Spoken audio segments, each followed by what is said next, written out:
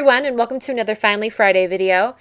This week's card is square, and it's 4 1/4 by 4 1/4 square. I made it that size so that it would fit into a standard sized envelope, so I wouldn't have to make any sort of special envelope to put this card into. And I also wanted to use this card to show you a technique that I used a while back and someone requested, and I thought I'd show you how to make a square window. It's kind of an embossed square. And this is how I do it on my own and how I make my own template.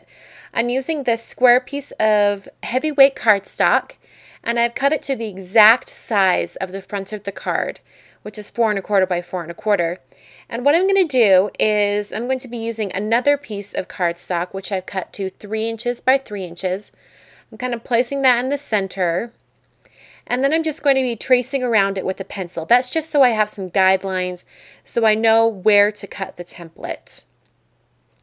So using a ruler and an X-Acto knife, you're going to be cutting this out. But before you do, make sure that your corners overlap, make kind of like a little tick mark, X mark or whatever, because the ruler is going to obscure the perpendicular line to the one you're cutting. So you want to make sure you can see where you're going to be cutting. So here I am, just cutting from just the inside line. We're cutting out a window, so we want to make sure that the sides are still intact. And I'm pressing lightly 3 times just to cut through the cardstock. That's the trick to use an X-Acto knife, is to not apply too much pressure. So I've cut the window out, and the next thing I'm doing is I'm putting it onto the front of the card and then turning it over. And I'm going to be using an impressor stylus or any kind of tool you have for dry embossing. You could use like a ballpoint pen or ballpoint pen that has no ink in it. And I'm just sort of feeling out for where the edge of that frame is. And so I kind of run it horizontally, and there you go, I picked it up there. And then I'm just running along the edge of that. And you should be able to kind of feel resistance, and so you'll know where to press in.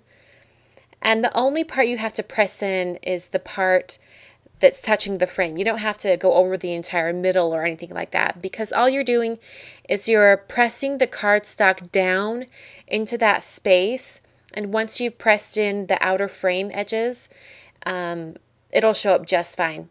Just make sure you go over it really well and get it as sharp as you can into the crevice that the frame leaves, and you should be good to go. I'm just about done here going over the edges. Then I'll turn it over and you can see what it looks like. Hope you can see that. It's pretty subtle. The next thing I'm doing is I'm just making sure that some paper that I've cut out is going to fit in that space. And I've cut it to I think it's 2 3/4 by 2 3/4. I'm going to be stamping a little butterfly from this basic gray stamp set. This stamp set's available at 2 Peas in a Bucket. And I'm going to be using some ink from Paper Tray Ink. I think this is their Ocean Tide color.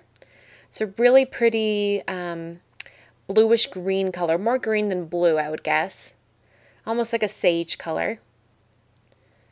I'm just pressing that down into the cardstock. I'm putting it near the top, like not centered. I'm putting it a little closer to the top because I'm planning to put a ribbon around this card, and I'm thinking the ribbon will look best at the bottom of the butterfly, like at the bottom edge of the butterfly. So I'm just pressing that in. And now I'm going to be applying some glue. I'm using Tombow Mono Multi Glue. I'm going to be putting some glue over some little spots on the butterfly. Just a few. The stamp that I'm using has pretty good detail on it, so that's where I'm putting some of the glue. And then I'm using just some white glitter over top. I always tap the back of my cardstock. That seems to tap off any excess glitter. And then I'm applying some glue dots. I would have done like a tape runner or something, but I'm impatient. I couldn't wait for the glue to dry. So I wanted to use an adhesive where I wouldn't have to touch any of the glue spots. And I'm tying around some ribbon. I'm using all Ocean Tide colored things from Paper Tray Ink. This is a very monochromatic card. In fact, it only has 2 colors. It has a vanilla cardstock. I guess that's vanilla, it's not white.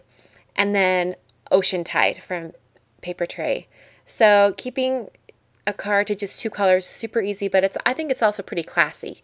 So this would be a great card for a girly girl, or even, just a friend or whatever. It could be for any occasion. There's no sentiment on it. So yeah, it's a really easy card to make, and I encourage you to try it on your own and put a little glitter on there and make your own embossed frame. Anyway, thanks for watching and have a great week. I'll catch you next week.